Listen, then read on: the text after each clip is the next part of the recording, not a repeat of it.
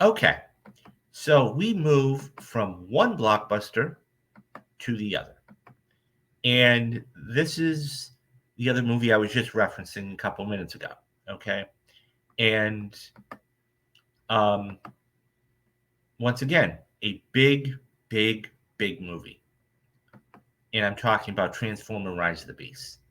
Now, it's fascinating because I mean, Transformers was an absolute fantastic film because it was the first of its kind.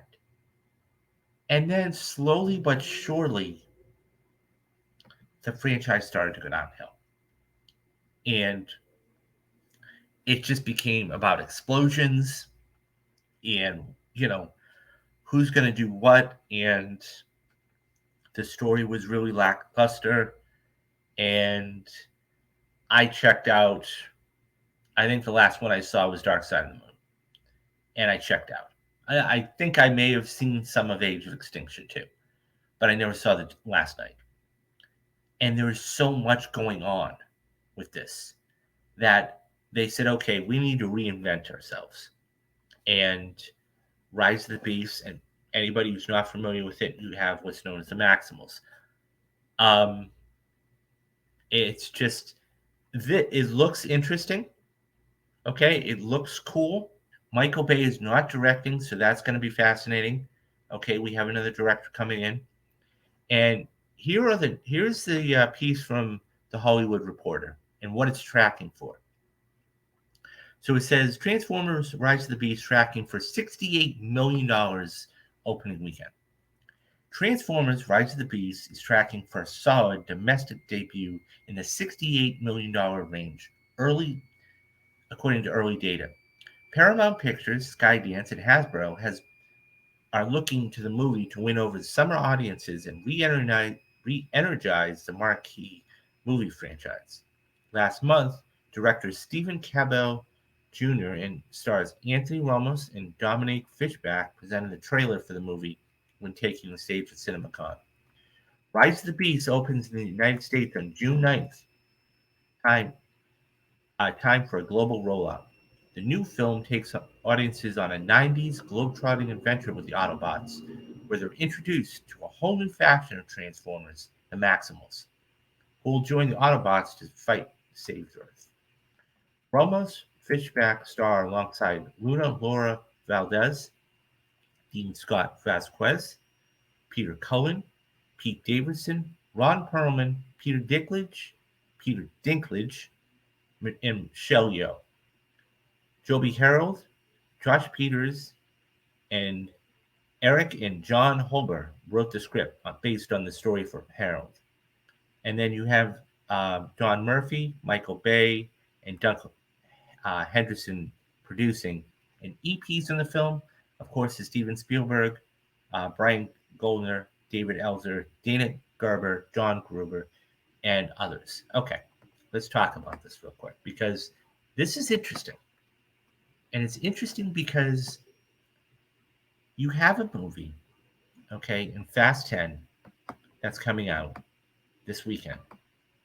And it is actually not going to make as much. Early estimations are Transformers is going to make more than that's the Fast and Furious movie. That's interesting. That's really interesting. And what does that say, too?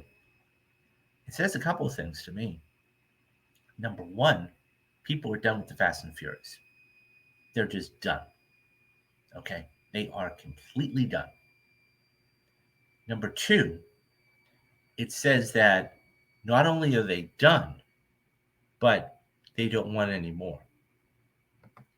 And number three, you have a film coming in the beginning of the right around the second week of June, and that's going to make more money. I think that says a lot. Once again, I don't think the Fast and Furious movie is going to, you know, even if it makes $60 million, this will be lucky to, and I say lucky, lucky to break $150 million domestically. Lucky. Because it's so crowded. This is going to be the first time you can go to your local Cineplex, okay? And you're going to have 7 or 8 movies there for you to watch. Right now, you have Guardians, okay? You've got Fast 10, which is coming out this weekend, okay? Then you've got Transformers the 9th, Across the Spider-Verse, The Flash, Indiana Jones, Mission Impossible, and Oppenheimer. Now, I'm not including Barbie and Little Mermaid because those are. It's not because they're skewed toward the female demographic. It's not that at all. It's that it's one of those things where it's going to have. I mean, even Little Mermaid. Okay, that's going to have a hard time making money. I mean, all of the indications, all of the reviews saying it's positive, but still.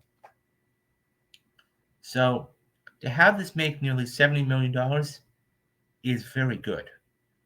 And, you're going to see a lot of movies, especially opening weekend, not make as much money as they can. So, I mean, I've said it before. There are only 3 movies that are going to win 2 weeks. We've had Guardians of the Galaxy win the 5th and the 12th. Okay? This is going to win. When I say this, I mean Fast 10. This is going to win this weekend and next weekend. Okay? And then all the way in July, you're going to have Mission Impossible. That is going to win that weekend and is going to win the weekend after that. Because there's no way Oppenheimer and Barbie are going to be able to sustain.